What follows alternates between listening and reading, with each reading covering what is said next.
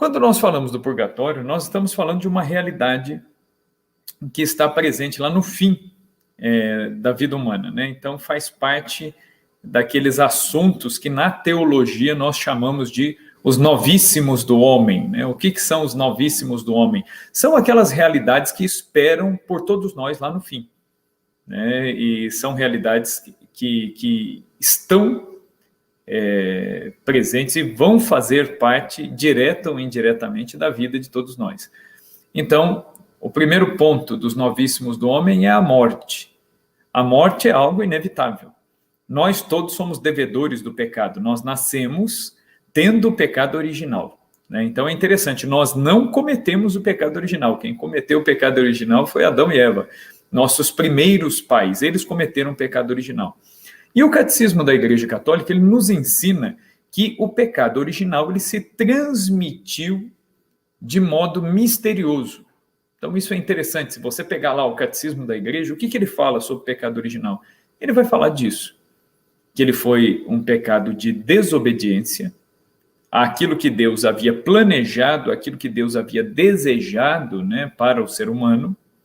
Então o ser humano conhecia o plano de Deus e desobedeceu ao plano de Deus voluntariamente, portanto, perdeu todos aqueles bens, aquelas graças que Deus havia dado.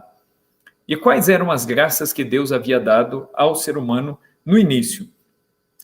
Na teologia nós chamamos isso de dons preternaturais. O que são os dons preternaturais? São os dons com os quais Deus criou o ser humano e era para o ser humano ter esses dons. Mas como fruto da desobediência, nós perdemos estes dons. Quais eram esses dons?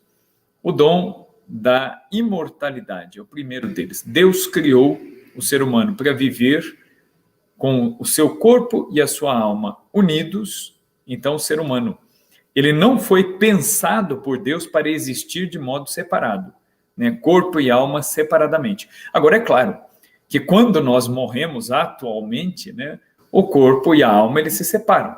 Inclusive, a definição da morte é justamente essa, é a separação da alma do corpo. A alma vai para Deus e o corpo vai para a sepultura. Isso temporalmente, né, falando, né? Então, mas esse não é o plano de Deus. É aquilo que eu dizia, né, a expressão até que o catecismo vai utilizar. Então, essa expressão do catecismo ela é curiosa. Então, há uma espécie de solidariedade, né, tanto para o bem quanto para o mal. Então, o pecado original ele se transmite de modo misterioso. Aí nós perdemos os dons preternaturais. O primeiro deles, a imortalidade, né? O ser humano foi criado por Deus para não morrer, né? E isso explica, né, o resquício que Deus deixou em todos nós do dom da imortalidade. Que resquício é esse? É o nosso cuidado com a própria vida, com a própria saúde. Todos nós temos um certo medo de morrer, todos nós lutamos pela nossa vida, todos nós queremos continuar vivos. Por quê? Porque isso faz parte da natureza humana. Deus nos pensou assim, Deus nos quis assim. Deus nos quis imortais, né? E vivendo desta maneira, né? Corpo e alma, né? No corpo, alma, espírito, né? Sem separação. Esse é o plano original de Deus. Então, imortalidade. O segundo ponto, a impassibilidade. O ser humano não foi criado para sentir dor, para sofrer. Ele foi criado para ser impassível, né? Para não ser tocado pela dor, pelo sofrimento, pelo desgaste. Então, isso também estava lá no plano de Deus. Isso explica também o porquê que a gente foge disso, né? Essas coisas não são naturais, né? Não são naturais, são realidades que fazem parte da nossa vida, a dor, o sofrimento, a doença, mas no plano inicial de Deus isso não fazia parte.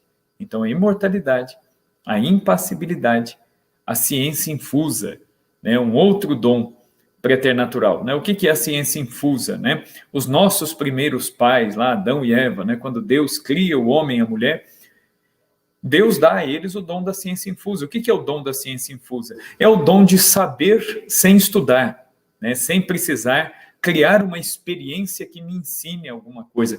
Como que os nossos primeiros pais, como que Deus criou, como que Deus concebeu o conhecimento para Adão e Eva? Da seguinte maneira, Deus pensou assim, basta que uma necessidade se apresente, e aí o ser humano, utilizando da sua capacidade racional, ele conseguirá achar dentro de si, dentro da sua razão, as respostas que ele precisa para resolver os seus problemas.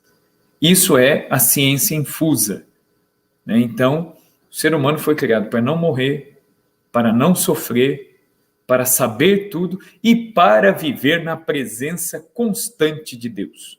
Então, a narrativa do livro do Gênesis, né, tem um toque até muito poético, né, até bonito, né, dizendo que Adão e Eva eles ouviam as pegadas de Deus, né, ali pelo Jardim do Éden. Então, viviam numa proximidade. E assim foi que Deus pensou a coisa toda. Era para ser assim.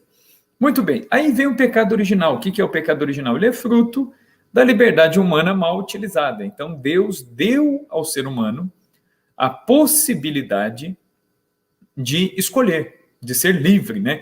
E a liberdade que Deus deu ao ser humano é algo assim tão sagrado, tão precioso, que Deus respeita a nossa liberdade mais do que nós mesmos.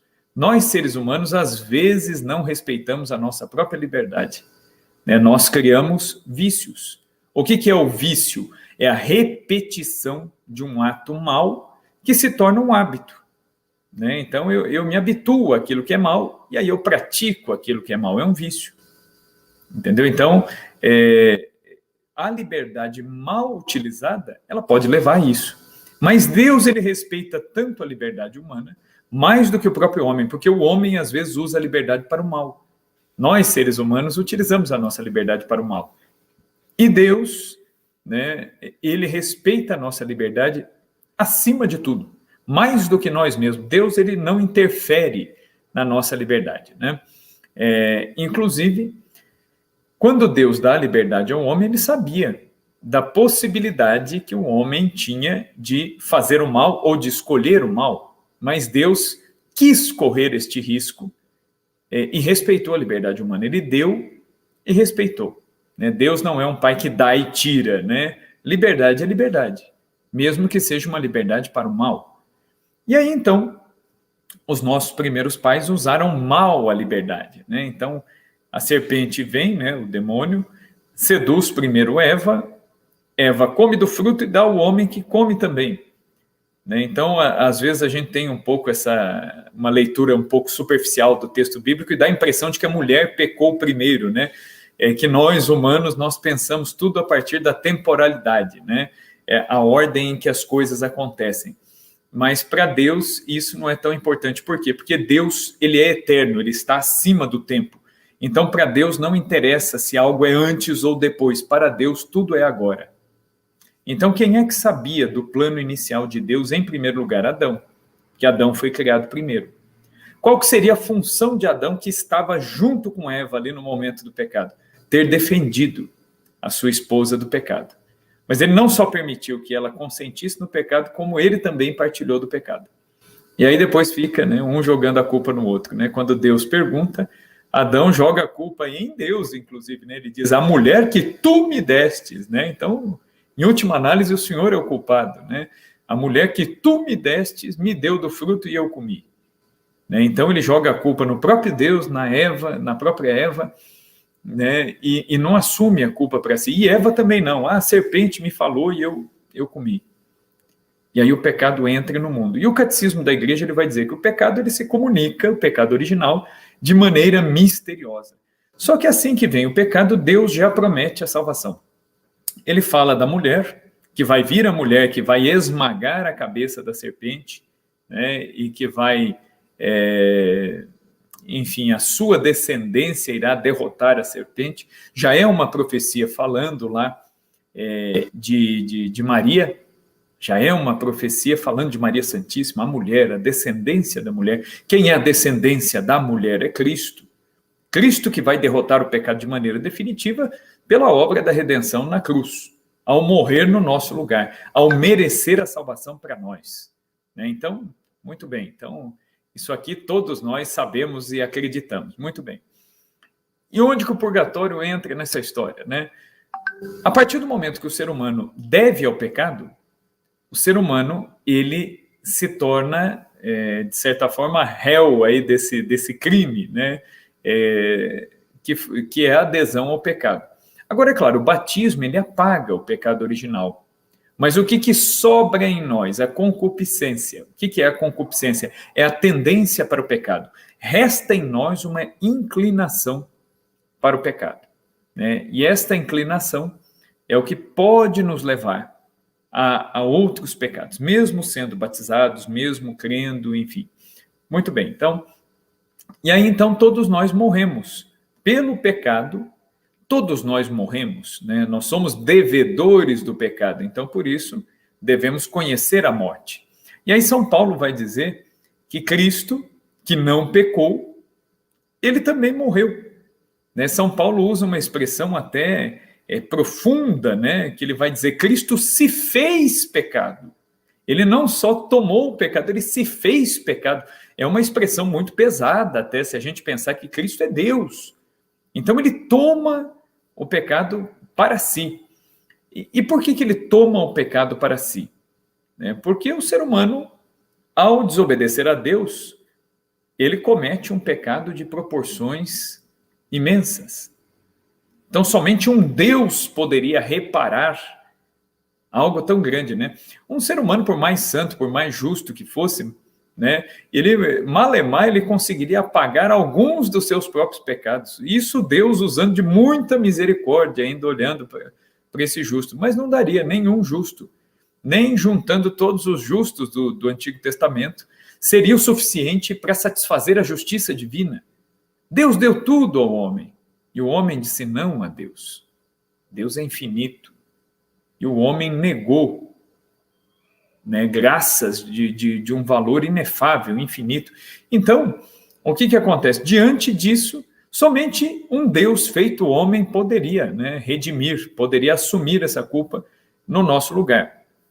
E aí, então, Jesus toma sobre si, né, como diz lá o livro do profeta Isaías, ele toma sobre si as nossas dores. E o profeta Isaías, ele vai dizer, quando ele fala do servo sofredor ou servo de Javé, ele fala que ele já não tinha mais aparência humana e que os homens o olhavam e voltavam o rosto de tão desfigurado que ele estava, né? Então, é uma imagem profética até da paixão, né? Cristo, que é o homem perfeito, é o modelo de homem, se desfigurou por nós. É aquilo que São Paulo vai dizer na carta aos Filipenses, né? Que Cristo fez um duplo movimento, né? Ele usa duas expressões gregas, né? Que é a expressão kenosis e koinonia, né? Cristo fez primeiro a kenosis. O que é a kenosis? É o esvaziamento, né? Sendo Deus, ele assumiu a condição de um escravo, fazendo-se aos homens semelhante. São Paulo também vai falar disso lá em Colossenses 4, né?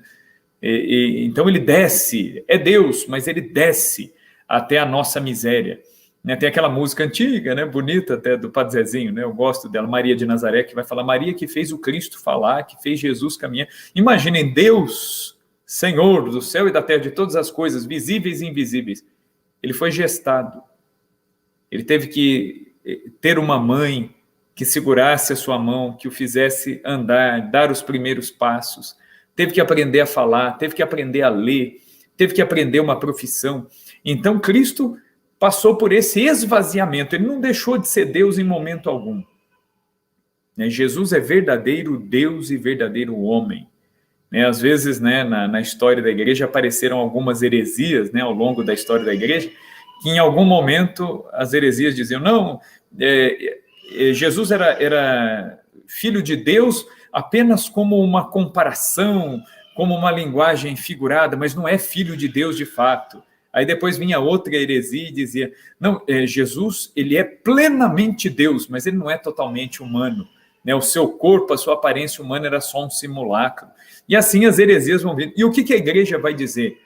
No Concílio de Nicéia, depois no Concílio de Constantinopla, e reafirma no Concílio de Calcedônia, Jesus Cristo é verdadeiro Deus e verdadeiro homem. Então Jesus, embora ele tenha se esvaziado, quando a gente diz que ele se esvaziou da sua condição divina, não é que ele renunciou à divindade, ele continuou sendo Deus.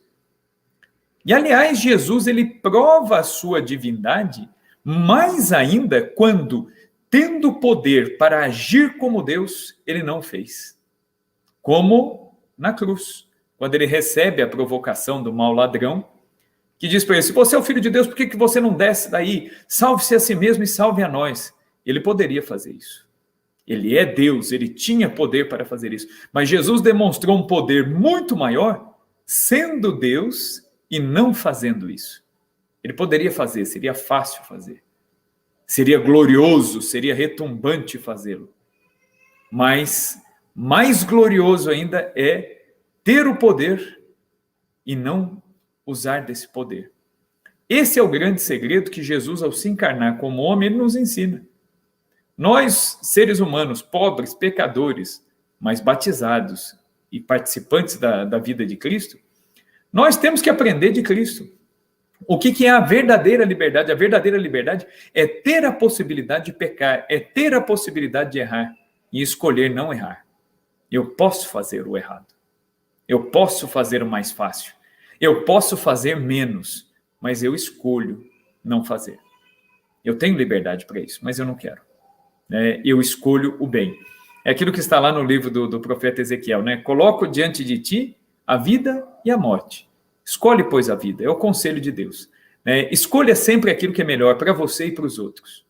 Seja inteligente. Mas, se você quiser escolher a morte, você tem a liberdade. Então, Jesus ele nos ensina. O Papa João Paulo II, ele escreveu uma encíclica, a encíclica Redemptoris Hominis, de 1983.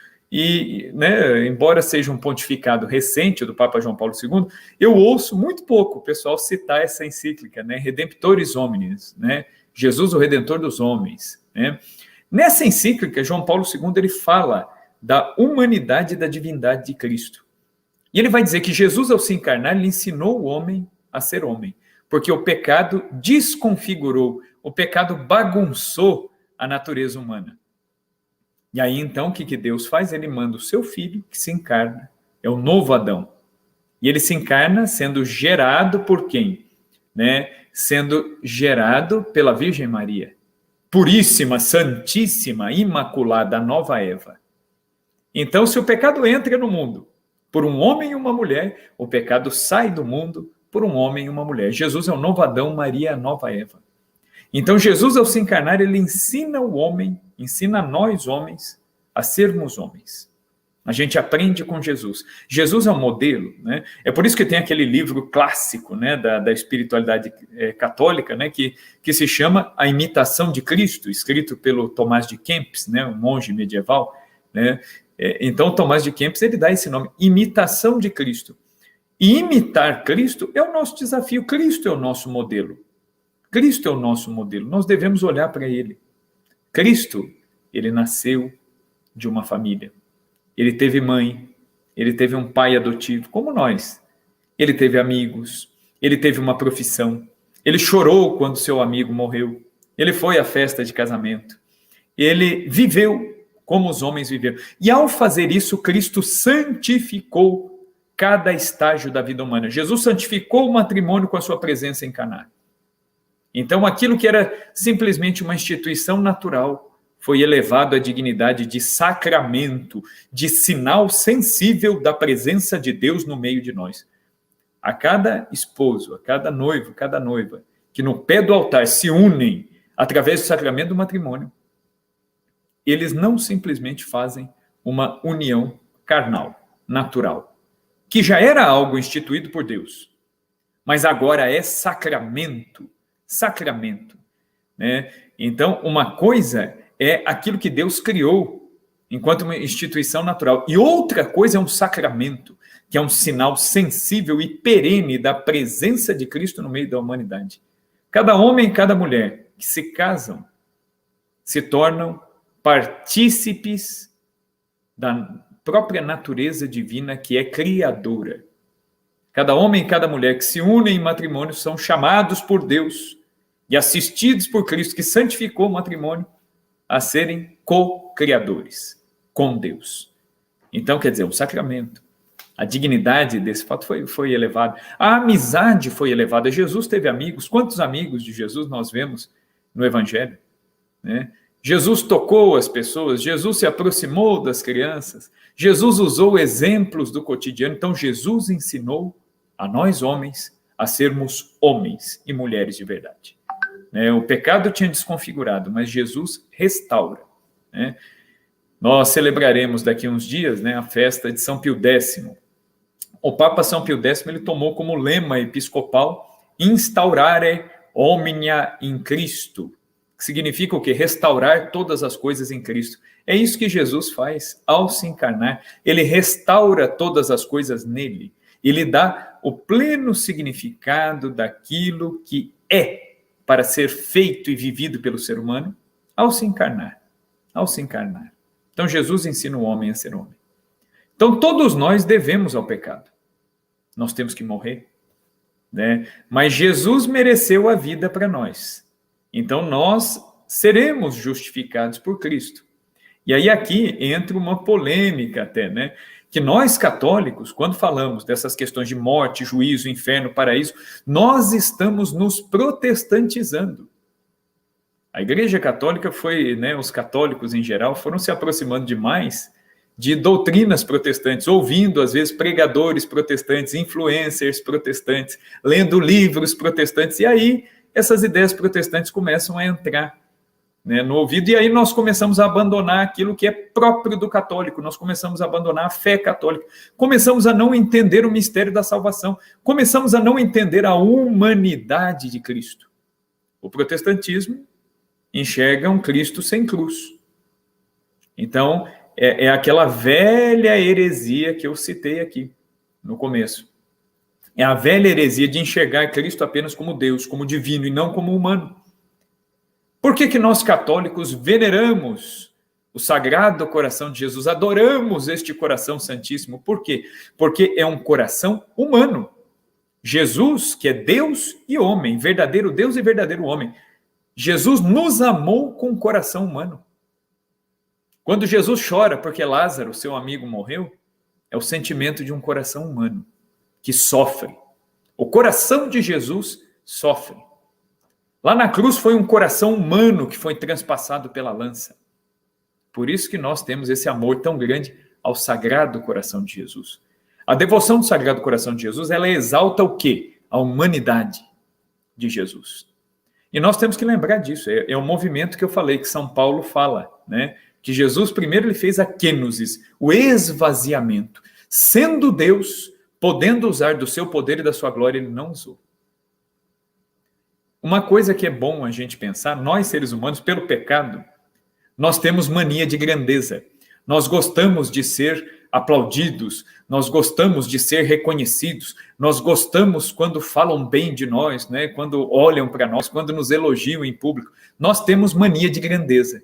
E por que nós temos mania de grandeza? Quem tem mania de grandeza é porque, no fundo, sabe que é pequeno, que é miserável. Então precisa dizer para os outros e precisa encontrar nos outros o reconhecimento daquilo que nem a própria pessoa acredita. Nós somos assim. Então, nós procuramos um reconhecimento nos outros, porque, no fundo, a gente sabe que a gente é miserável. Então, eu preciso desse reconhecimento fora de mim. Agora, Deus age de outra maneira. Deus tem mania de pequenez. Deus, sendo grande, ele se faz pequeno. Deus, sendo altíssimo, ele se abaixa até nós. Nós temos mania de grandeza, porque a gente não é nada. Então a gente pensa que é alguma coisa. E Deus, que é grande, sabe da sua grandeza, ele se faz pequeno. Deus tem mania de pequenez. Basta a gente pensar na história da igreja, né, que Deus vai fazer de uma das suas menores servas, uma das grandes santas da igreja, que é Santa Teresinha do Menino Jesus. Qual que é o caminho que Santa Teresinha do Menino Jesus encontra para Deus, encontra para o céu? A pequena via. De fazer-se pequena, miserável, de reconhecer-se dentro daquilo que ela é, daquilo que ela era, né? São Francisco de Sales, ele diz que o primeiro degrau para a santidade é a humildade. O que é humildade, por definição? Reconhecer-se tal como se é. Isso é humildade. Humildade não é aquela falsa humildade. Eu sou miserável, eu sou pecador. Eu quero fazer o bem, mas eu não faço. Tá bom, até aí nenhuma novidade. Todos nós somos assim. E bater no peito e falar dos próprios defeitos não é sinal de humildade. A verdadeira humildade está em reconhecer-se tal como se é. É fazer um exame de si justo. nem diminuindo demais e nem exaltando demais, mas reconhecendo o que nós somos, né? São João Bosco ele dizia, né? Aquilo que nós somos é um presente de Deus para nós, mas aquilo no que nós nos tornamos é o nosso presente para Deus. É a liberdade, que eu disse no começo. Deus nos deu liberdade, Deus respeita a nossa liberdade acima de tudo, acima de qualquer coisa, mais do que nós mesmos. O demônio não respeita a nossa liberdade. O demônio nos tenta o tempo todo. Como diz São Pedro, né, na sua segunda carta, ele diz, o demônio está como leão rugindo, procurando a quem devorar, o tempo todo. O demônio nos tenta sem nos pedir licença. Agora, Deus só age quando nós o invocamos. Às vezes, pode ser que você já tenha se perguntado, mas Deus já sabe tudo que eu preciso, Deus já sabe tudo que eu necessito. Sim, Deus já sabe. Mas para não interferir na sua liberdade, Ele quer que você peça, que você, como filho, exponha para Ele a sua necessidade. Senão, Ele não vai interferir. Ele pode, Ele quer, mas Ele não vai fazer se você não quiser. É a liberdade humana, é o respeito à liberdade humana. E Santo Tomás de Aquino nos ensina que 3 espíritos tentam o ser humano para o pecado, né? 3 espíritos. O espírito humano, nós mesmos, os nossos defeitos, as nossas más inclinações nos ajudam a caminhar para o pecado, para fazer aquilo que é mal. Então, às vezes, a gente não precisa nem de demônio. Basta a gente não cultivar a virtude que os nossos vícios nos levarão para o buraco, né? Sozinhos, né? Então, o espírito humano. O segundo espírito, né, que nos pode nos seduzir de certa forma, o espírito do mundo, né? O que seria o espírito do mundo? O espírito do mundo seria mais ou menos a opinião geral. Todo mundo faz isso, todo mundo vive assim. Então, você vai se deixando levar pelo meio em que você está. E não pensa, não reflete, e a vida vai, né?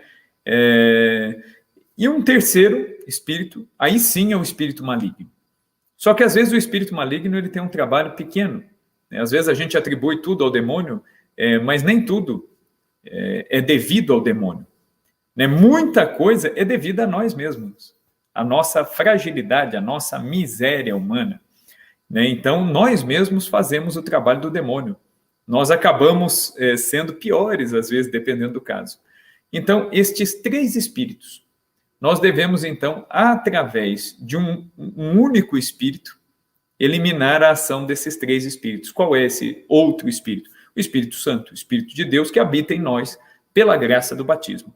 Pela graça do batismo, nós temos em nós todos os dons necessários para a nossa salvação. É um tesouro que já está em nós. Só que nós precisamos ativar esse tesouro. Um exemplo que eu costumo falar até para os adolescentes na catequese de crisma, né? Eu brinco com eles dizendo, quando nós somos batizados, crismados, nós temos lá milhões no banco. Só que milhões no banco não adianta nada, você ter milhões no banco e não ter coragem de ir até o banco e sacar esse dinheiro. E aí você fica passando necessidade, passando fome, se alimentando mal, sendo que você tem uma riqueza, você tem uma herança que é sua. Né? E assim são os dons do Espírito Santo. Eles estão em nós, mas eles estão como germe. E como que eu faço esses dons frutificar? Eu tenho que pedir a Deus, eu tenho que pedir as luzes do Espírito Santo, e eu tenho que agir de acordo com Cristo, com a vida de Cristo, a imitação de Cristo. Eu tenho que imitar Cristo, eu tenho que olhar para a vida de Cristo, eu tenho que colocar Cristo na minha vida, diariamente, o que Jesus faria no meu lugar. Eu não sei o que Jesus faria, então peça a luz do Espírito Santo. Né? Quantas vezes, né? Eu também. Né? Se você me perguntar, você sabe todas as vezes, em todos os momentos, como agir da melhor maneira? Não sei. Não sei, não tem como saber. Mas nós temos que nos lembrar de Deus e pedir a Deus. E todas as graças que nós pedimos a Deus, que sejam graças para a nossa salvação, estas graças Deus não nos negará. Né? Santo Tomás de Aquino ele ensina, né, que o único tipo de graça que Deus nunca nos nega são as graças necessárias à nossa salvação. Se nós pedirmos o dom da fé, Deus nos dará. Se pedirmos o dom da esperança, o dom da caridade, o dom de qualquer outra virtude que seja necessária à nossa salvação, Deus nos dará. Então, todos os dons ligados à nossa salvação, Deus nos dará.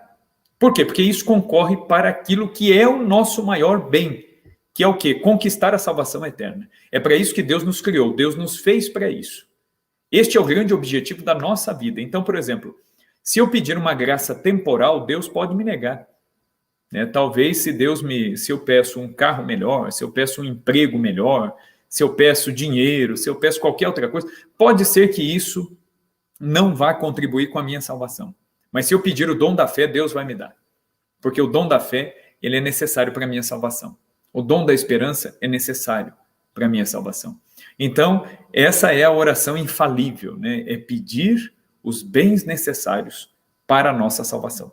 Que, no fim das contas, é a única coisa que importa para nós e para os nossos, para a nossa família, né? O grande bem que, por exemplo, os pais podem querer para os seus filhos, além de uma boa educação, né, em geral, né, uma boa educação para a vida, é uma educação para a fé.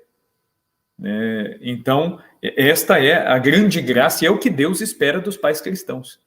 Deus nos dá filhos que são dele, para que nós cuidemos e eduquemos, mas Deus quer que nós devolvamos estes filhos, né, na vida eterna. Então, essa é a grande ideia. Então, colocando tudo isso aqui para a gente entender que Cristo é o nosso modelo.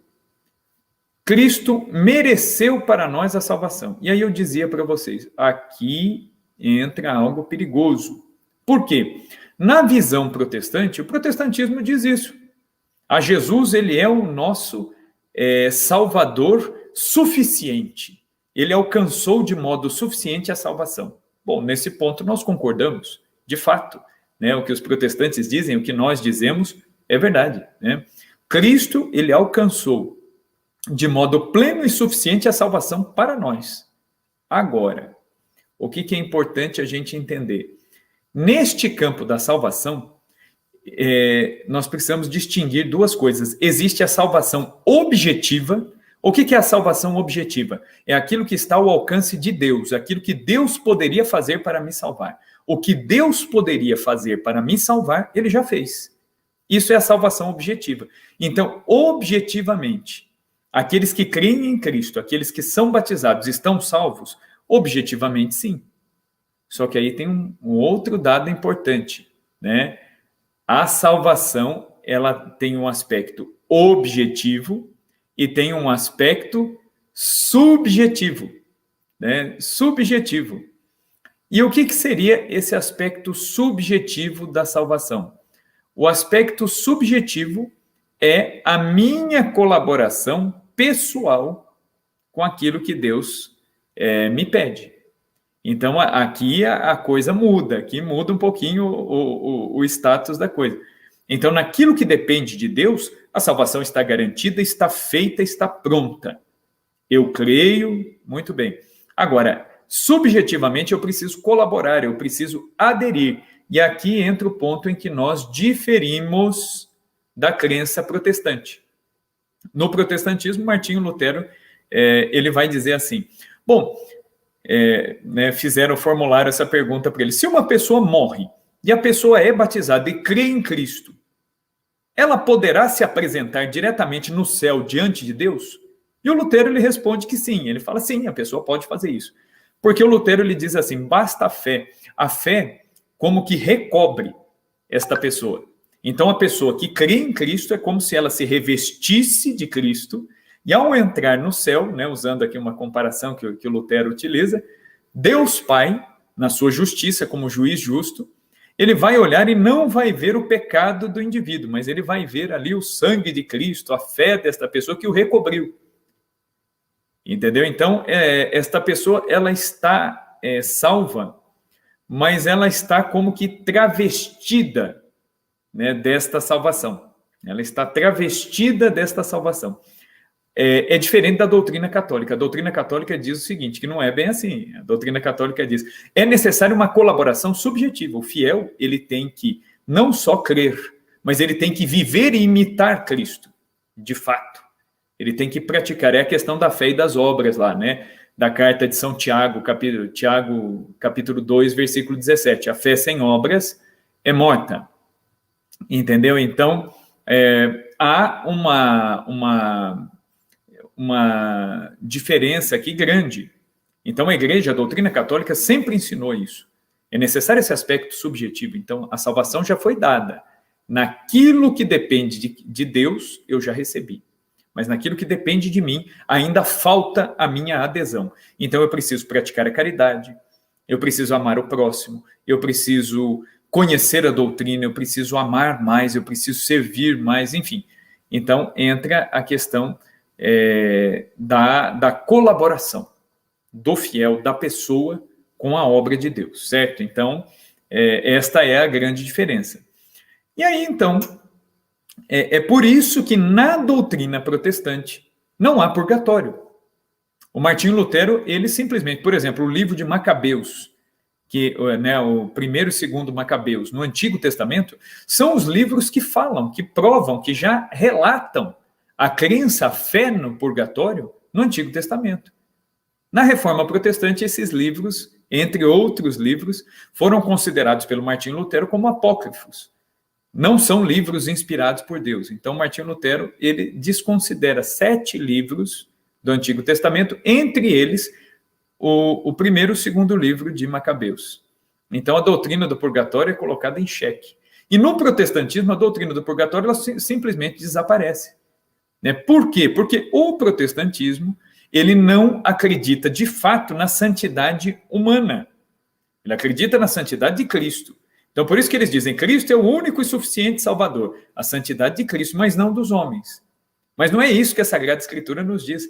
A Sagrada Escritura nos diz que, pelo batismo, nós nos revestimos de Cristo. E a vida de Cristo é a nossa vida. Então, é possível, sim, haver santidade humana, na medida em que o ser humano, mesmo sendo pecador, né, mesmo sendo miserável, né, é possível que, ao aderir a Cristo, você vai fazendo o quê? Você vai configurando a sua vontade à vontade de Deus, né? O Peter está até lembrando aí, né, que os protestantes, eles... e é exatamente essa expressão que o Lutero usa, né, que o Peter usou aí, né? Ele diz assim, o protestante, ele entra no céu disfarçado de santo, né, revestido como um santo, mas ele não é santo. Então, quer dizer, a santidade para o protestante, ela não é uma coisa que está nele, ela está em Cristo. Então, você entra com a santidade emprestada ali, digamos assim. Mas não é isso que a Sagrada Escritura diz. A Sagrada Escritura diz que o batismo, ele afeta a nossa essência, a nossa essência. A Igreja Católica ensina que 3 sacramentos, eles imprimem caráter, eles fazem parte da essência humana, não dá para desmembrar do ser humano. Um deles é o batismo. Uma vez batizado, nós somos filhos de Deus, no céu, no inferno, no purgatório, nós somos filhos de Deus. Ninguém apaga o batismo. Uma pessoa pode negar o próprio batismo, quanto ela quiser, ela continua sendo batizada. Né? O fato de uma pessoa negar o batismo não apaga o batismo, não apaga o batismo. O batismo está inserido, está na natureza da pessoa, não dá para desmembrar. O crisma, a mesma coisa. E o sacramento da ordem também. A gente costuma, às vezes, falar, fulano é ex-padre, né? Ex-diácono, né? Abandonou, renunciou ao diaconato, abandonou o sacerdócio. Mas não existe ex-padre, não existe diácono. Existe padre casado, existe padre que abandonou o sacerdócio, existe tudo isso. Mas ex-padre não existe. Padre é padre. Mesmo que ele tenha abandonado, que ele tenha casado, que ele tenha renegado a fé, que ele tenha mudado de religião, ele é padre. E vai ser padre no céu, na terra, no inferno, seja onde for. Né? Sacerdote é sacerdote, porque imprime caráter. Batizado é batizado, crismado é crismado. Isso imprime caráter, não tem como separar. Então, para o protestantismo, a santidade humana, ela não é possível, mas não é isso. O batismo, ele nos abre a porta do céu. E se nós aproveitarmos as graças do batismo, as graças que nós temos, o que acontece? Estas graças que nós recebemos no batismo, elas vão frutificar em frutos de santidade. Por quê? Porque nós somos santos? Não. Porque sendo miseráveis, nós nos abrimos à ação da graça de Deus. E aí Deus age em nós. E aí aquilo que São Paulo fala, já não sou mais eu quem vivo, é Cristo que vive em mim. O que é isso que São Paulo está falando? É a perfeita configuração com Cristo. Paulo era pecador, o ser humano, cheio de defeitos, né? São Paulo, inclusive, ele não era uma pessoa fácil, né? O livro dos Atos dos Apóstolos mostra, né? Ele foi pregar junto com São Barnabé e São Marcos, ele mandou os dois embora, né? Mandou Barnabé e Marcos porque achava que os dois eram muito devagar, eram muito lerdos, né? E despediu os dois. Depois ele vai pedir desculpas, ele vai voltar atrás. Paulo era muito impetuoso, pecador. Mas é um pecador que se abriu à ação da graça de Deus e foi transformado. Olha o que Deus fez em Paulo, né? E o que Deus pode fazer em nós. Né? Se Deus pôde fazer um jumento falar, né? A jumenta de Balaão falou lá no Antigo Testamento, né? Deus usou, né, um jumento para falar. O que Deus não pode fazer com a gente, né? Imaginem, né? Tem até uma passagem curiosa, engraçada na vida do Santo Curadars, né? O Santo Curadars São João Vianney, e ele entrou no seminário já mais velho e tinha uma dificuldade terrível para aprender o latim. E, inclusive, uma vez, né, um pouco antes da sua ordenação, o bispo, seu bispo, disse publicamente, né, isso que poderia ser tomado como uma humilhação, acabou virando uma anedota, né, uma situação cômica, né, que o bispo disse ao Curadars, né, falou assim, mas como que eu vou ordenar um candidato tão burro, né, quanto você? E aí o Curadars deu uma resposta genial, né, ele falou assim, olha, Deus no Antigo Testamento deu a vitória a Sansão, que lutou usando uma queixada de burro. Imagine o senhor o que Deus não pode fazer usando o burro inteiro, né? Se referindo a ele mesmo, né? E, de fato, olha o que Deus fez na França, né? A França foi convertida pela pregação do Curadars. E quem era o Curadars? Era um padre velho, feio, doente, né? E Deus faz grandes coisas através de instrumentos insuficientes. O Papa Bento XVI, quando ele foi eleito, ele fala isso, né? Ele fala assim, eu sou humilde trabalhador da vinha do Senhor. E eu sei, né, que Deus costuma usar instrumentos insuficientes para a sua obra. Então, é muito interessante como que Deus faz coisas assim imensas com gente muito pequena, com gente pobre, com gente ignorante. Né? Hoje é dia de São Roque, né? Por exemplo, né, um santo de origem francesa. São Roque foi um peregrino medieval. Esse homem conseguia converter as pessoas pelo seu exemplo de vida. São Roque era uma pessoa até de posses, ele tinha bens, então ele renunciou a tudo e foi ser peregrino. Andar, perambulando pelas cidades francesas, oferecendo as suas orações em troca de comida. Ele era procurado para aconselhar nobres, gente grande, buscar, porque a santidade brilhou nele. Então, é possível que a santidade brilhe numa pessoa, num ser humano? É lógico que é. E este é um ensinamento, né, da Sagrada Escritura. Então, nós temos que ter isso em mente. Então, o protestantismo ele não acredita numa santidade possível. Porque, no fundo, eles não acreditam que esta configuração com Cristo, ela possa se dar. Né? Então, aí está o grande problema. Então, o protestantismo acredita no céu e no inferno. Então, não há o purgatório. Só que não é isso que a Sagrada Escritura nos diz. Né? Eu vou pegar aqui a parábola, lá no Evangelho de São Mateus, no capítulo 22, tem gente que fala, mas Jesus fala do purgatório, né? Onde que Jesus fala do purgatório? Jesus fala do purgatório no capítulo 22 aqui de Mateus, entre outros lugares. É que hoje não vai dar tempo de a gente se aprofundar tanto, né? Depois nós vamos continuar essa conversa aqui em outros momentos. Mas vamos pegar aqui o capítulo 22 aqui do Evangelho de São Mateus, que é a parábola do banquete nupcial. Nela, Jesus está falando do purgatório. Vamos lá. Então, capítulo 22, versículo do 1 capítulo 22 de Mateus, os versículos do 1 em diante aí, eu vou ler até o fim da parábola. Jesus voltou a falar-lhes em parábolas e disse, o reino dos céus é semelhante a um rei que celebrou as núpcias de seu filho.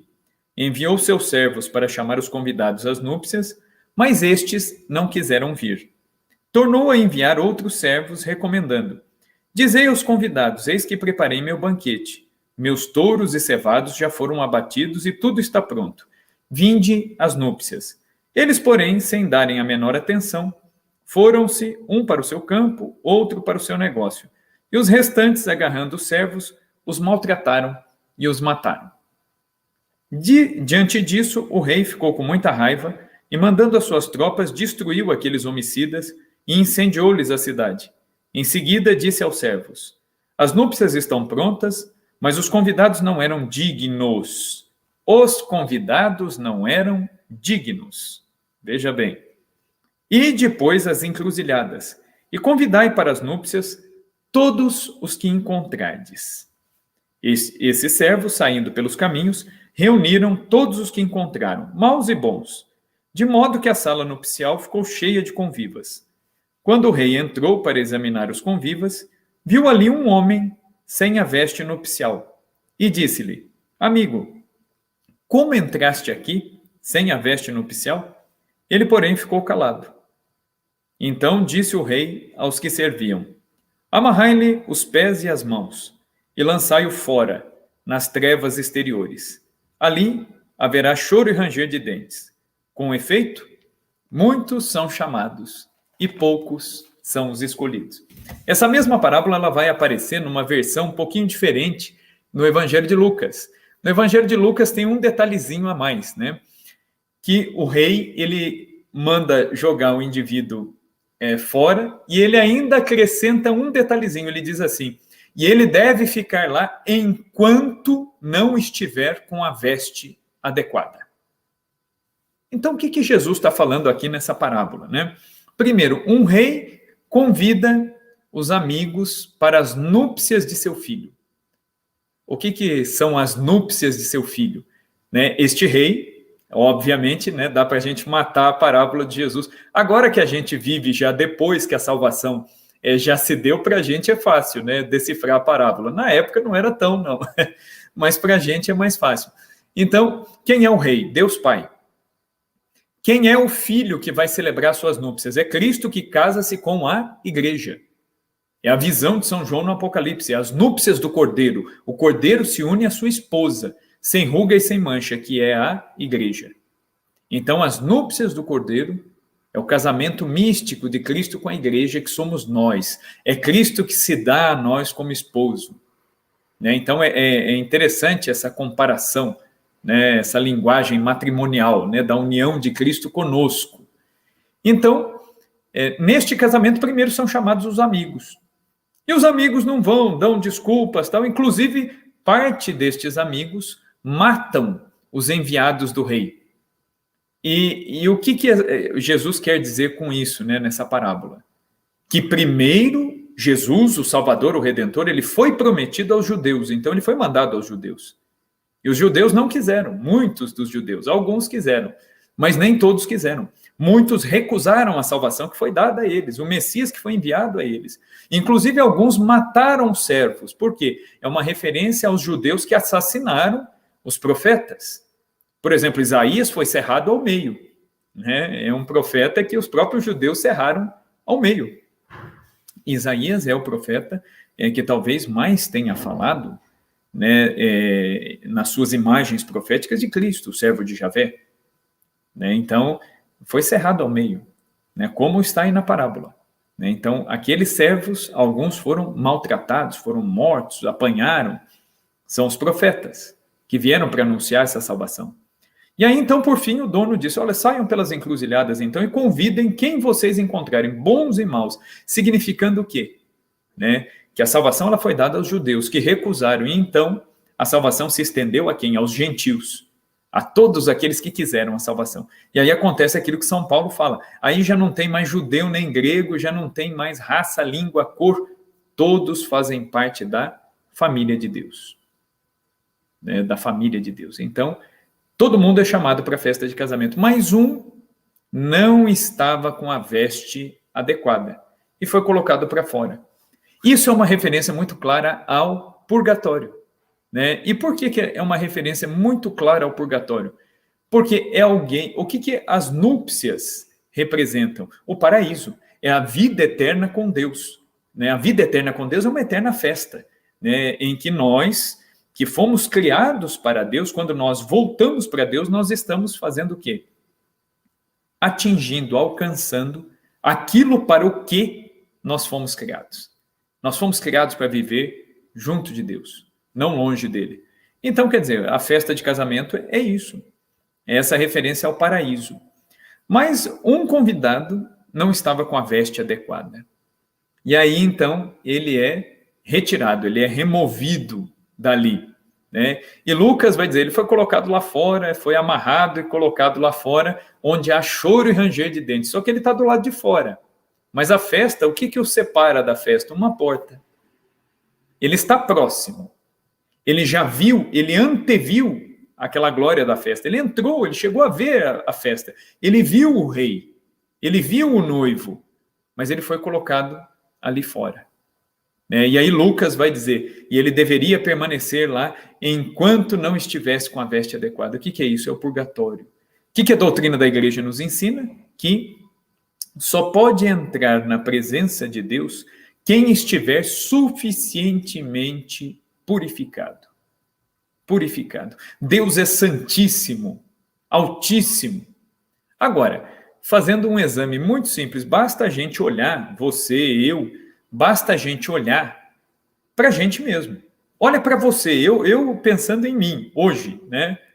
Quais são os pecados que eu cometi hoje?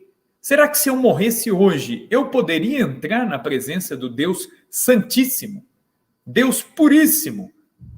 A natureza mesmo de Deus, ela não tolera algo que não seja limpo, que não seja puro, que não seja santo. Então, será que eu poderia? Eu não poderia. Ah, mas eu creio, né? Aí o protestante dirá, mas eu creio, eu tenho a fé, eu sou justificado. Não, eu sou justificado. Nós católicos também acreditamos, pelo batismo nós somos justificados. Mas nós pecamos.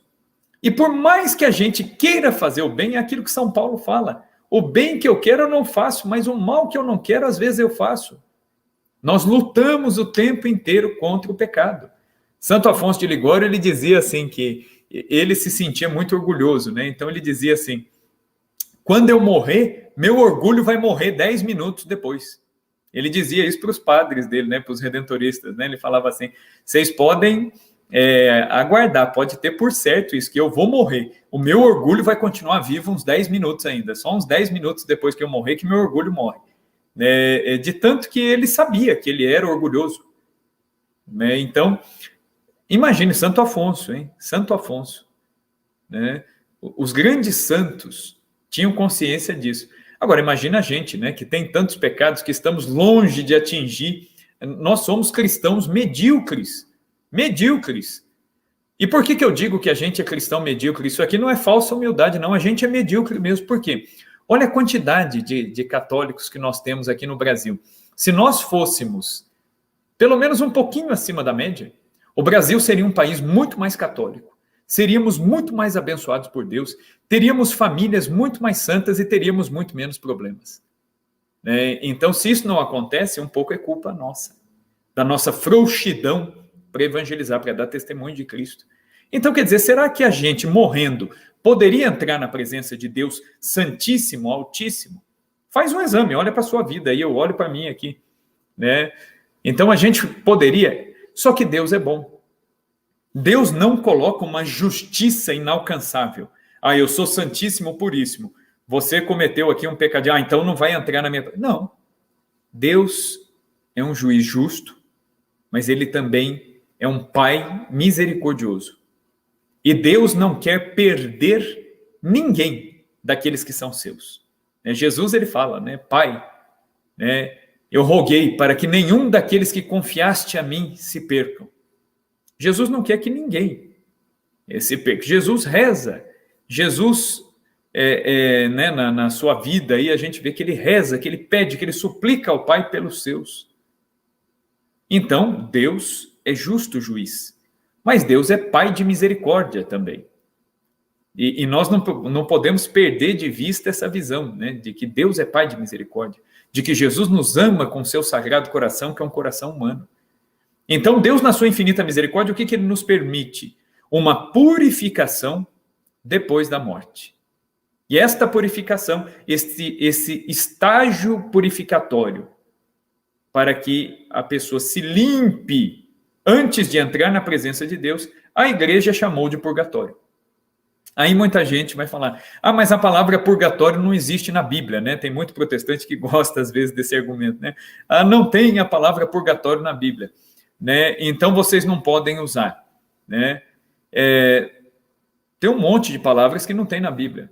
A palavra pastor aplicada a uma pessoa também não tem. A palavra obreiro, um monte de nomenclatura que eles usam também não tem, né? Inclusive na Bíblia não está escrito em lugar nenhum na Bíblia que a Bíblia deve ser a única fonte da salvação, né? Jesus, quando ele subiu aos céus, ele não deixou aqui na terra uma Bíblia, ele deixou a igreja.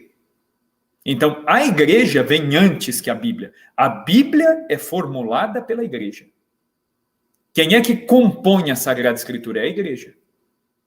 É a tradição viva que compõe a Sagrada Escritura, e não o contrário. No protestantismo, é a Bíblia que forma a igreja.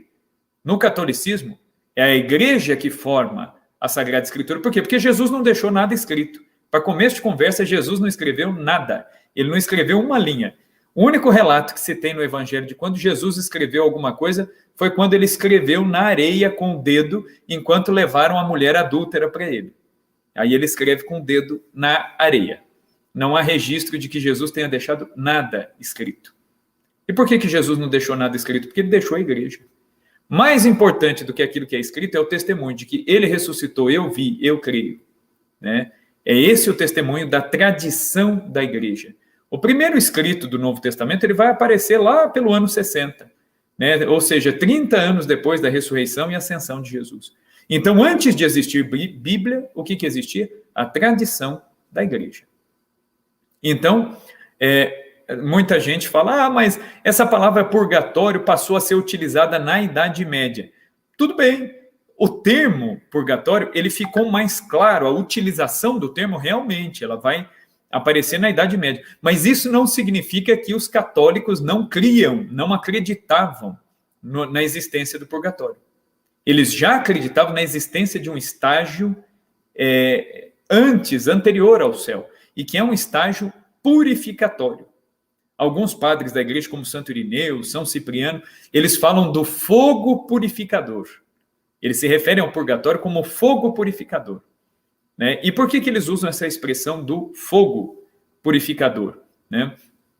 Naquela ideia, até um pouco em referência à sarça ardente, lá no Antigo Testamento. A sarça, ela ardia, ela queimava, mas não se consumia. Então, o que acontece? Se você olhar para você e eu olhar para mim, nós vamos ver que nós temos inclinações más para o pecado, sentimentos ruins no nosso coração, desejos ruins, às vezes, dentro do nosso coração. E isso não é uma inclinação para aquilo que Deus quer. É uma inclinação para o pecado, é um mau uso da liberdade, que eu falei no começo. Então, o purgatório, ele serve para quê? Para purificar, é o fogo do amor de Deus que vai me purificar. O amor de Deus, ele me purifica. Ele, né, mesmo depois da morte, Deus é tão bom que ele não quer me perder. Então, Deus me purifica no seu amor. E no purgatório eu aguardo, eu espero esta purificação, até que eu esteja suficientemente pronto, de acordo com a justiça divina, para poder entrar de novo no banquete, na festa. E a igreja ensina que imediatamente depois que a gente morre, nós temos o juízo particular. O que é o juízo particular? Nós comparecemos diante de Deus e Deus nos mostra a nossa vida. Nós veremos o que é o juízo particular. Às vezes a gente pensa que Deus vai ficar apontando o dedo no nosso nariz, né, e falando, olha, você fez isso, não fez aquilo. Não é bem assim. Na verdade, é muito mais prático do que isso, né? O que a igreja nos ensina? Que nós veremos a nossa própria vida como Deus vê. Deus vai mostrar para nós a nossa vida do jeito que Ele vê. Então, conhecendo as coisas como Deus conhece, nós mesmos, não precisa Deus nos dizer nada. Olha, aqui você não foi fiel, aqui você não... Nós veremos. Nós veremos. E como que num relance, né, num estalo, nós já conheceremos a nossa sentença. E por que nós conheceremos a nossa sentença? Porque Deus nos dá esta vida, nós temos uma vida só. Por isso que a igreja nunca ensinou e nunca admitiu reencarnação. Acreditar na reencarnação é um perigo. Porque aí a pessoa, ela tem o álibi, né, de sempre pensar, se eu não viver bem agora, eu morro e aí eu reencarno, e aí eu vou me purificando aí em outras vidas. Isso é um engodo demoníaco. Porque você pensa que não precisa se purificar aqui, e você só tem essa vida, e se você não viver bem, você pode colocar em risco a sua salvação. Você pode usar mal a sua liberdade e colocar em risco a sua salvação. Nós devemos escolher bem, viver bem, agir bem. E qual é a medida para se agir bem? A medida é Cristo. Imitação de Cristo. Devemos imitar Jesus. Devemos imitar Jesus. E aí, então, é por isso que essa doutrina aí do espiritismo da reencarnação é um perigo. Nesse sentido de achar que eu vou ter outra chance. Não, eu tenho esta vida. Eu tenho hoje para responder a Deus. Eu não sei se amanhã eu estou vivo, eu tenho hoje, eu tenho agora para ser de Deus, para voltar o meu coração para Deus. Então, eu faço essa escolha. E quando eu morro, no estado em que eu morrer, a minha alma vai se apresentar diante de Deus.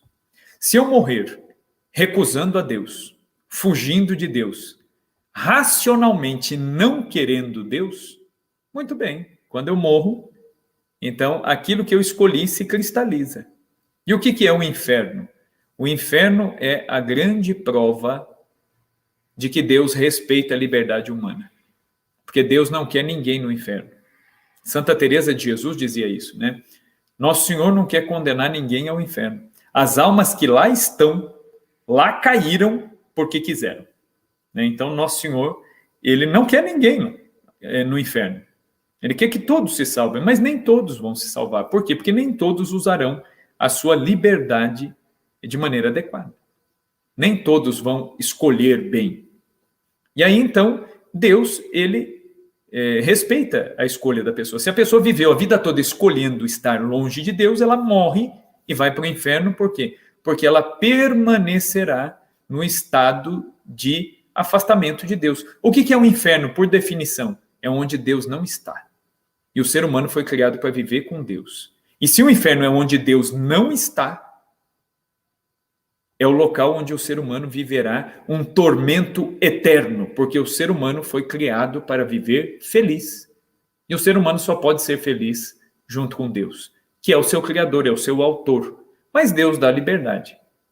Então, no inferno, prova-se essa liberdade que Deus deu ao ser humano. E o que é o céu? É a escolha de Deus. Se eu escolho Deus a minha vida toda, sim, eu vou para junto de Deus. E nós, católicos, acreditamos que aqueles que se conformaram muito a Cristo, que renunciaram à sua própria vontade, eles já vão se purificando nesta vida. Tá? Isso vale para nós também, né? Pobres mortais, pecadores aqui, né? Cheios de defeitos.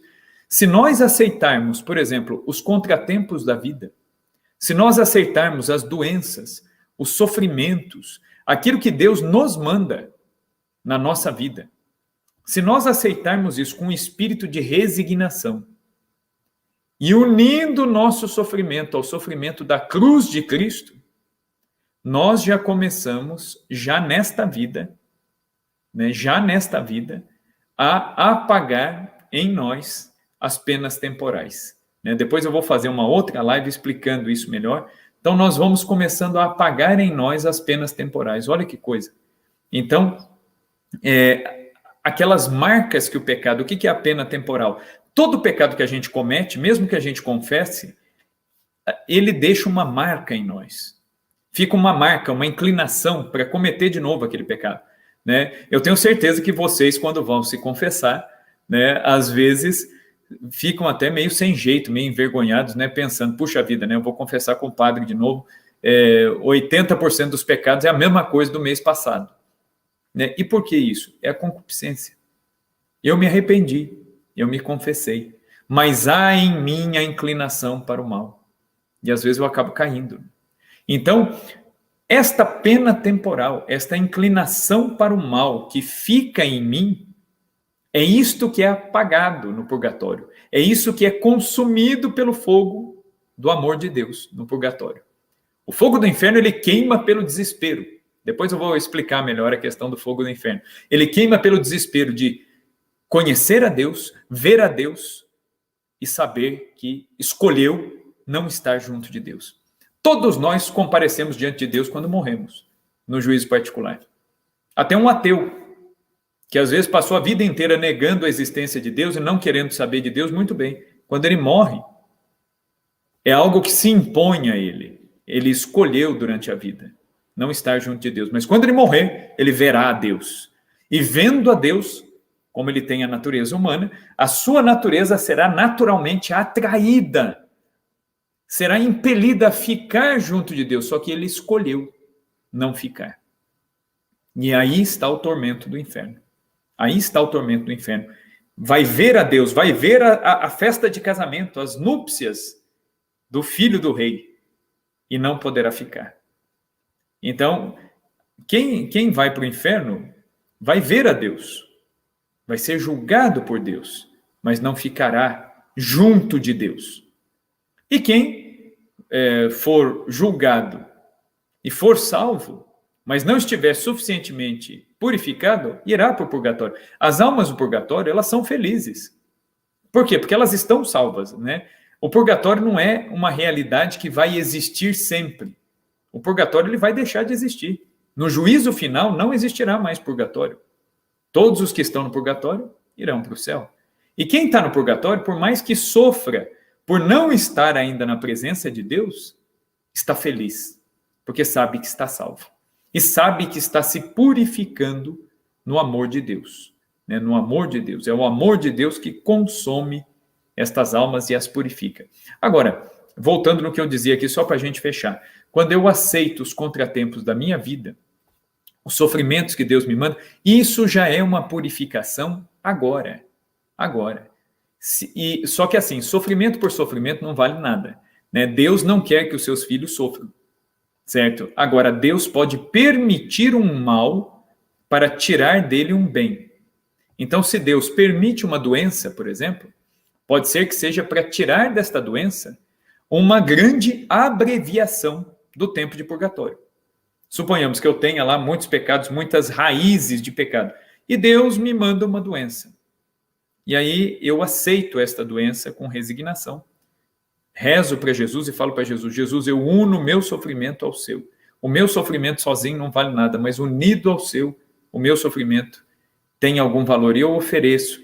Né? Quanta gente doente oferece os seus sofrimentos. Eu conheço, tenho um conhecido meu que está com câncer, né? E o que ele fez? Ele já tem uma história de vida assim, muito difícil. Ele é um rapaz que casou-se querendo ter muitos filhos. Depois de casado, ele descobriu que ele não podia ter filhos. É uma pessoa muito de Deus, ele e a esposa, né? Vivem para Deus, trabalham muito para Deus, então ele não pôde ter filhos. E agora descobriu o câncer. Então o que ele fez? Ele ofereceu a Jesus o câncer dele pelo aumento das vocações na vida contemplativa. Ele está pedindo para Jesus mandar, né, vocações para os conventos, para os mosteiros. Olha que coisa, olha que coisa, né? O cara transformou o sofrimento dele, uniu ao sofrimento de Jesus na cruz, pedindo a Jesus pelas vocações. Certamente Jesus vai tirar desse sofrimento dele muitas vocações. Muitas vocações serão chamadas em atenção a este sacrifício, né, que esse rapaz está fazendo. Né? Então, aí o sofrimento passa a ter um valor salvífico, redentor, passa a ter um mérito, né, passa a valer algo. Né? Então, isso é importante a gente ter em mente. Então, estes sofrimentos na nossa vida, eles podem abreviar o nosso tempo de purgatório. Tem muita gente que pergunta, nossa, tem gente que morre assim, né? Às vezes tem um infarto, uma coisa assim, morre assim de uma hora para outra e papum. E outros, às vezes, Deus já permite uma doença longa, né? Às vezes 1, 2 anos na cama. Por que será? Porque Deus talvez esteja oferecendo a esta pessoa uma opção de purgar já nesta vida, aqui na Terra, já purificar os seus pecados para entrar direto no céu. Uma pessoa que aceita com resignação os seus sofrimentos, ela pode merecer o perdão completo das suas penas. É o caso do bom ladrão na cruz. O outro ladrão, por que você não desce daí? Salve-se a si mesmo, salve a nós também. E o bom ladrão, o que ele faz? Ele se resigna à vontade de Deus. Né? O que ele vai dizer? Ele falou, você e eu, Nós estamos aqui porque merecemos, nós somos ladrões. Agora, este que está no meio, ele é justo. E ele não merece o que está acontecendo com ele. E aí ele vai falar para Jesus, né? Jesus, lembra-te de mim quando estiveres no paraíso. O que Jesus vai dizer para ele? Ainda hoje você estará comigo no paraíso. Ainda hoje. É o primeiro santo canonizado, São Dimas, né? O bom ladrão. Que Santo Agostinho dizia que de tão bom ladrão, ele foi ladrão até o fim, porque roubou o céu. Né? Ele conseguiu roubar o céu, ele aceitou resignadamente o seu sofrimento e pediu para Jesus se lembrar dele. Olha que interessante, né? Ele foi humilde. Ele nem pediu para Jesus, né? Olha, eu quero estar lá com você, eu quero ter um lugar de honra com você. Não, lembra-te de mim. Né? Quando você estiver lá no seu reino, na felicidade, pelo menos se lembre de mim. Né? E Jesus fala, ainda hoje você vai estar comigo no paraíso. Né? O que desmonta, inclusive, o próprio argumento da reencarnação. Nós temos uma vida só. Né? Se a reencarnação existisse, Jesus diria para o bom ladrão, olha, meu amigo, olha, você matou, roubou, vai ter que reencarnar umas 10 vezes, aí você se purifica, evolui espiritualmente, aí a gente conversa. Mas não é o que Jesus fala. Ainda hoje você vai estar comigo no paraíso. A salvação é agora. Certinho? Muito bem, temos dúvidas, perguntas aí? Se tiverem, podem mandar algumas perguntas aí, a gente tenta responder, e aí eu já vou concluindo aqui o assunto aqui da live, tá bom? E semana que vem a gente retoma alguns aspectos, né? Eu ainda vou falar da questão do funcionamento do purgatório, outras passagens bíblicas que falam do purgatório, vamos estudar o catecismo da igreja, o que ele diz a respeito do purgatório, e depois a gente vai fazer uma última live falando das experiências místicas dos santos com o purgatório. Tá bom? Então aí a gente vai aprofundar bem esse tema que é muito importante, né? E aí, né, finalizando aí, enquanto se alguém quiser formular alguma pergunta, aí as meninas vão mandando aqui para mim. Eu aproveito para dizer o seguinte, né? Santo Afonso de Ligório, ele ensinava que uma das maiores obras de caridade é você ajudar pessoas que não podem retribuir para você. Então, você dá um prato de comida para quem não vai te devolver nada, então essa é a caridade perfeita. E aí Santo Afonso dizia que as almas do purgatório, as orações que nós oferecemos a elas, é um ato de caridade perfeita. Por quê? Porque elas estão numa situação em que quem está no purgatório já não pode merecer mais nada, né? O tempo da pessoa acabou. O que ele podia rezar, o que ele podia fazer, já foi feito. Então, quem está no purgatório tem que contar com a caridade ou daqueles santos que já estão no céu, ou dos fiéis que estão na terra, né, que somos nós. Então, é o que a gente chama de comunhão dos santos. Todos ajudam a todos. Então, rezar pelas almas do purgatório é um ato de caridade. E aí, se pela sua oração uma alma do purgatório se salva, você não sabe que a sua oração salvou essa alma do purgatório. Mas a pessoa que foi salva, ela sabe que a oração foi feita por você. E aí, chegando ao céu, ele passa a ser seu intercessor e rezar por você a comunhão dos santos. Todos rezando por todos. Deixa eu ver aqui algumas questões aqui que vieram pelo Instagram. Deixa eu ver. Se depois da morte não há tempo e nem lugar, por que o purgatório é um lugar onde se passa um tempo de purificação? Né? A gente usa a linguagem um pouco imprecisa, né? Quando a gente vai falar dessas coisas espirituais. Por quê? Porque nós somos seres humanos. A gente está preso no tempo e a gente está preso no espaço. Então, tudo que o ser humano vai falar, o ser humano usa figuras de linguagem, né, que não são muito exatas para falar das coisas de Deus. Mas é a linguagem que a gente tem, né? Então, a gente tenta expressar a verdade da fé de maneira mais clara possível. Então, o mais correto, assim, em relação ao purgatório, seria assim, que o purgatório ele é um estado de espírito, é um estado de alma. Aí tem toda uma discussão, né? Alguns santos falam que é um lugar mesmo. Independentemente de ser um lugar ou ser um estado de espírito, o que é o mais importante? Que lá estão as almas daqueles que foram salvos, certo? E que ficarão por um tempo. Aí você fala, tá, mas quem morreu entrou na eternidade. Na eternidade não tem tempo. Por que a gente diz que vai ficar um tempo? Pelo seguinte, nós estamos no tempo. Então, para nós, quando nós olhamos para quem está no purgatório, nós pensamos de maneira temporal. Então, a pessoa vai ficar lá por um tempo. A gente sabe que o juízo final ainda não ocorreu, ele vai ocorrer, então daqui um tempo. Quanto tempo? Não sei, né? Só Deus sabe, mas é um tempo. Agora, quem já está na eternidade já vê as coisas como Deus vê. Quem está na eternidade já vê a conclusão da história no juízo final, como Deus vê. Agora, nós não vemos ainda, porque nós estamos presos no tempo. Então, quem está na eternidade tem a visão do todo. Nós que estamos no tempo, nós temos a visão da parte. Então, por isso que quando a gente fala de tempo e espaço sobre o purgatório, é uma linguagem meramente humana. Para Deus, não é essa a percepção, né, que se tem. Deus, você vai falar, tá, mas a pessoa vai passar um período ali. Sim, é um período, que inclusive pode ser de muito sofrimento.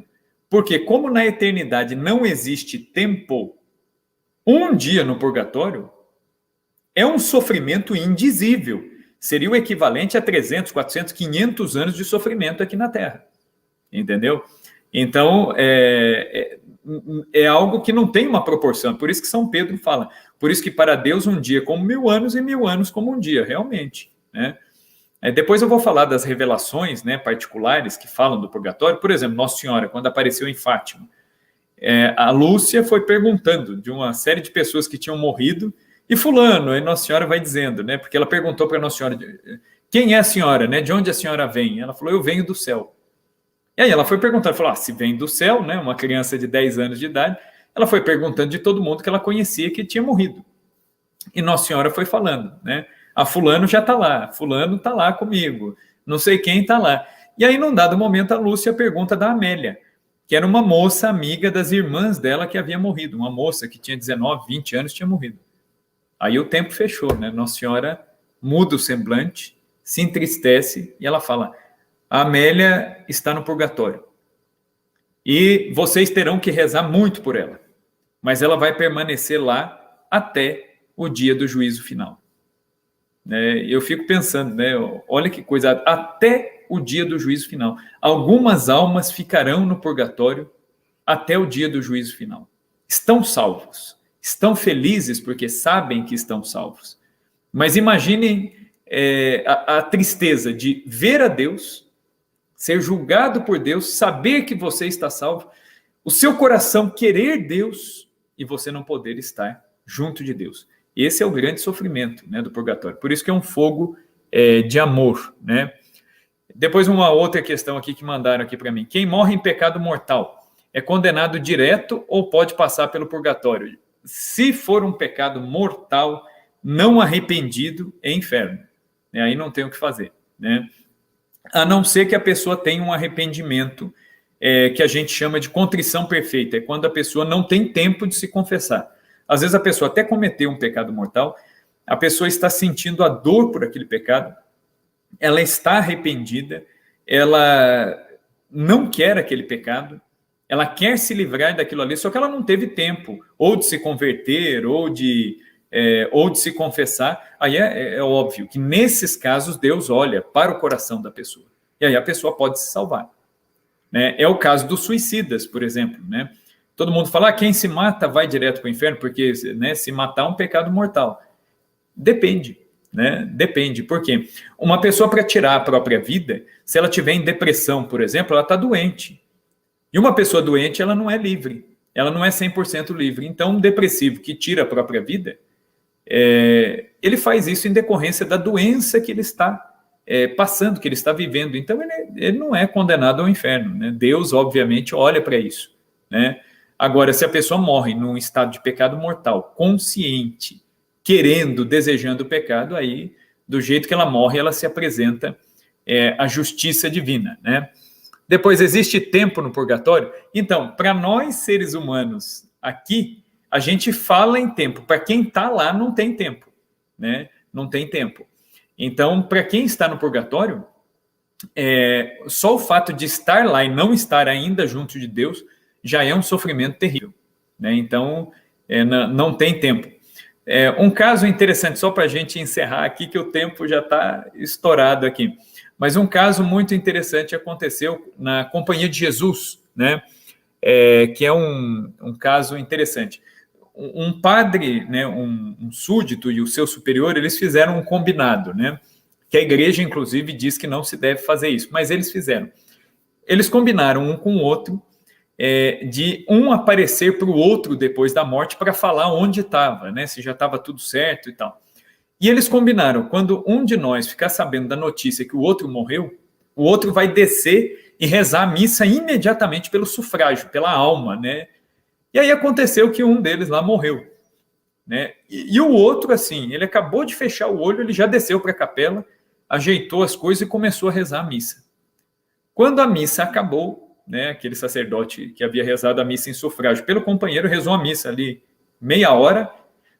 Ele havia comungado quando ele estava fazendo a ação de graças ali, no que ele abre o olho, ele vê o amigo que tinha acabado de falecer apareceu para ele no pé do altar, muito bravo, muito nervoso com ele. Falou assim: você me deixou esses anos todos no purgatório, né? A gente não combinou que era para rezar imediatamente. E o outro falou assim: não, eu não te deixei esses anos todos. Que anos? Você morreu tem meia hora, você acabou de morrer. E eu já desci e rezei a missa imediatamente. E o outro tinha sido liberto por aquela missa. Mas ficou muito bravo com aquilo. Então, por que Deus permitiu esta manifestação? Não foi por causa do que morreu, mas por causa daquele que estava vivo. Para que aquele que estava vivo pudesse pregar melhor sobre o purgatório. Aquele padre, ele tomou uma consciência, ele falou: olha que coisa. Como ele morreu, ele entrou na eternidade. Na eternidade não tem tempo. Então, ele achou que ele tinha passado muitos anos no purgatório. Ele passou meia hora no purgatório e estava muito bravo ainda com o outro, né? Por ter deixado aqueles anos todos, 30 minutos. 30 minutos. Então, quer dizer, lá não tem tempo. Então, a proporção do tempo, ela é totalmente desigual. O Johnny falando aqui, o purgatório de fato existe, provendo então a situação de purificação da qual não conseguimos atingir aqui na Terra. É isso, exatamente isso, né? O purgatório, ele é a última misericórdia de Deus para nós, homens e mulheres, né? Deus, ele não quer perder ninguém, né? Ninguém. Então, se o nosso coração está voltado para Deus a vida toda, mas a gente ainda tem imperfeições, pecados e tudo, o que Deus faz? Né? Deus nos permite ainda esse tempo de purificação. Deus é bom, Deus é misericordioso, né? Deus não é o juiz injusto, né, que lança todos no inferno, né? Depois aí, nas próximas lives, eu até conto uma experiência interessante, né? Que eu não sei se tem algo enfim, de permissão de Deus, de manifestação de Deus, ou não, né? Se é só algo psicológico, mas seja como for, me ajudou muito, né? Eu tive uma tranquilidade muito grande, né, em rezar, por exemplo, para o meu pai depois que ele morreu. Na medida em que eu fui rezando pela alma dele, aí depois eu tive um sonho, né? Depois eu conto isso na próxima live. Isso me tranquilizou muito. Por quê? Porque, de fato, né, quase todos nós, o purgatório é o destino de quase todos nós, né? Porque, a não ser que a gente atinja, e queira Deus que nós atinjamos, um grau de santidade muito grande, né? De purificar muito os nossos pecados para entrar direto no céu, né? Mais uma questão aqui da Lucilene, que ela fala: existem pessoas que não podem se confessar. O que vai acontecer com essa pessoa? Depende o motivo, né? O porquê que essa pessoa não pode se confessar. Por exemplo, uma pessoa que não é católica, não é cristã, ela nasceu numa religião pagã. Vamos pensar, um aborígene australiano, nunca ouviu falar dos sacramentos. Se essa pessoa viver de consciência reta, de acordo com aquilo que ela aprendeu ser o bem e a verdade, tentar fazer o bem, essa pessoa ela vai salvar.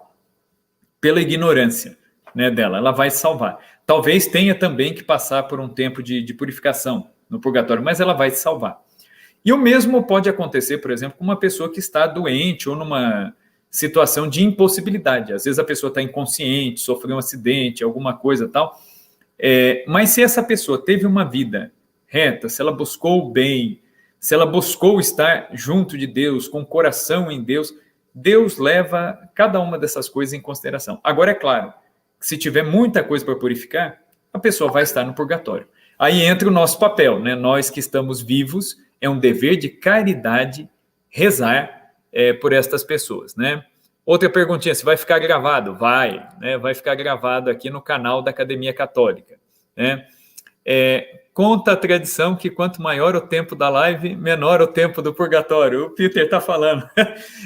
Pode ser, né? Falar do purgatório, né, certamente nos incentiva a rezar mais pelas almas. Isso abrevia, inclusive, o nosso tempo de purgatório, né? Isso é verdade, né? Quais os níveis de purgatório, né? Depende dos níveis de pecado, né? Então, existem níveis no purgatório? Existem.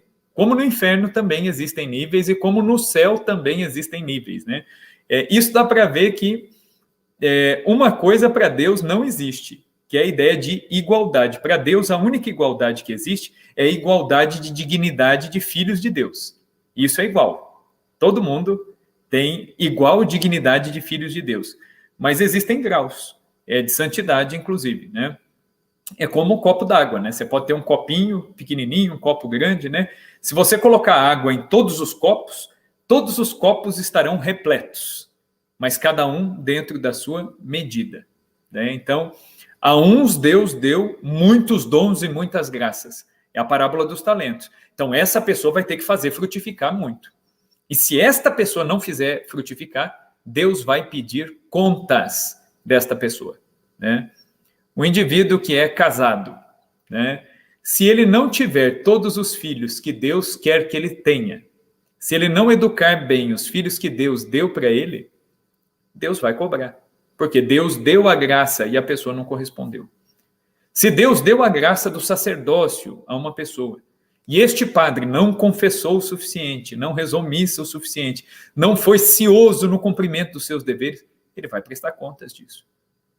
Então, há níveis de purgatório de acordo com o pecado, com a correspondência com a graça divina, tá bom? Então, tem essa diferença, tá bom? Então, isso tem que ficar claro aí para a gente. Então, e também, digamos assim, a purificação do purgatório, ela passa por esses níveis, né?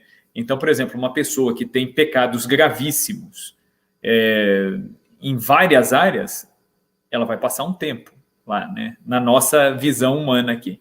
E uma pessoa que tem pecados mais leves e tudo mais, então basta uma purificação mais simples.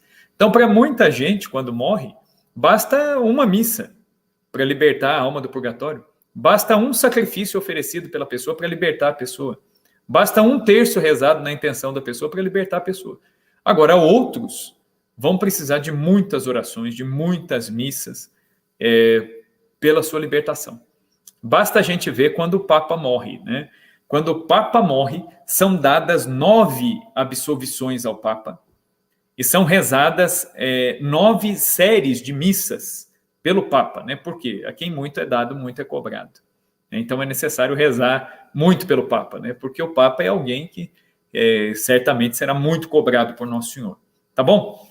Então é isso, gente. Deixa eu ver, tem mais alguma dúvida? Não, acho que a gente respondeu aí as dúvidas. Na semana que vem nós voltaremos com este tema e aí nós vamos entrar no Catecismo da Igreja. O que o Catecismo, os concílios e a tradição da Igreja falam sobre o purgatório. Deus abençoe a todos vocês. Rezemos hoje, antes de dormir, pelo menos uma Ave Maria pelas almas do purgatório. Salve Maria, fiquem com Deus, tchau, tchau, até semana que vem.